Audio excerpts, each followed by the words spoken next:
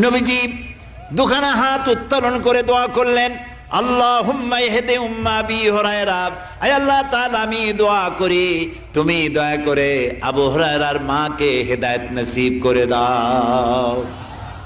রাসূলুল্লাহ দোয়া করলেন আল্লাহ ওর মায়ের হেদায়েত করে দাও। হযরত আবু হুরায়রা রাসূলের মুখে দোয়া শুনে দিয়েছেন দৌড়। পিছন থেকে সাহাবীরা মনে করলেন আবু হুরায়রা দৌড়ায় কেন, জামা টেনে ধরছে পিছন থেকে। জিজ্ঞেস করলে আবু হুরায়রা দৌড়চ্ছ কেন, কোনো বিপদ হয়েছে নাকি? কয় না, কোনো বিপদ হয় নাই, আমাকে ছেড়ে দাও। কেন, কি হয়েছে? হযরত আবু হুরায়রা বলেন, সাহাবীরা আমাকে ছাড়ো, আমি দৌড়াইয়া বাড়ি গিয়ে দেখতে চাই। আমি আগে দৌড়াইয়া বাড়ি পৌঁছলাম, নাবি বাড়ি পৌঁছবার আগে আল্লাহ নবীর দোয়া আমার বাড়ি পৌঁছায়ছে। এই দুইটা জিনিসের কোনটা আমি দেখতে চাই?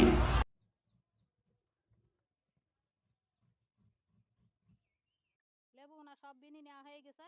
এবারে শ্বাস গুনা নেব আর খোসা গুনা আর আটি গুনা ফেলে দেবো, না হলে এতে তো নাই। এই যে নেবো শ্বাস গুনা সব ছুড়ি নেওয়া হয়ে গেছে। এবার কড়াতে দিয়ে দিলাম সরিষার তেল। তেল গরম হয়ে গেছে, তেলে দিয়ে দিলাম পেঁয়াজ কুচি, দিয়ে দিলাম রসুনের কুচি। এবার রসুন আর পেঁয়াজ একটু নাল করে ভেজে নেব। দিয়ে দিলাম কাঠ এলাচের ফল আর তেজপাতা। দিয়ে দিলাম শুকনো ঝালের গুঁড়ো, হলুদের গুঁড়ো, জিরে গুঁড়ো, মৌরি গুঁড়ো, পাঁচফোড়নের গুঁড়ো। দিয়ে দিলাম অল্প করে শুকনো ঝালের কুচি। দিয়ে দিলাম স্বাদ মতো নুন। এবার দিয়ে দিলাম পরিমাণ মতো চিনি। এবার আস্তে আস্তে জাল দিয়ে নেড়ি চেড়ি চিনিটা গলে অস করে নেবে।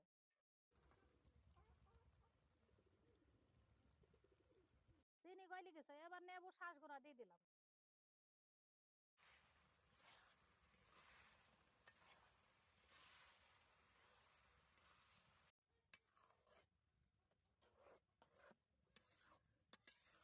পুরো এই আচারটাতে আমি কিন্তু পানি দিইনি, চিনি রসেই আচারটা হয়ে যাবে।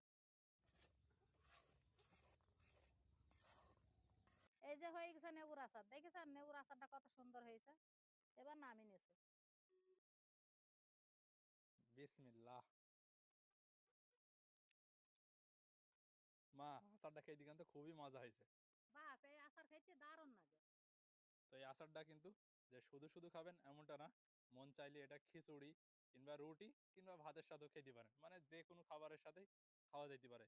আর খেতেও দুর্দান্ত লাগছে। আর ঠিক যেভাবে বানানো হলো এইভাবে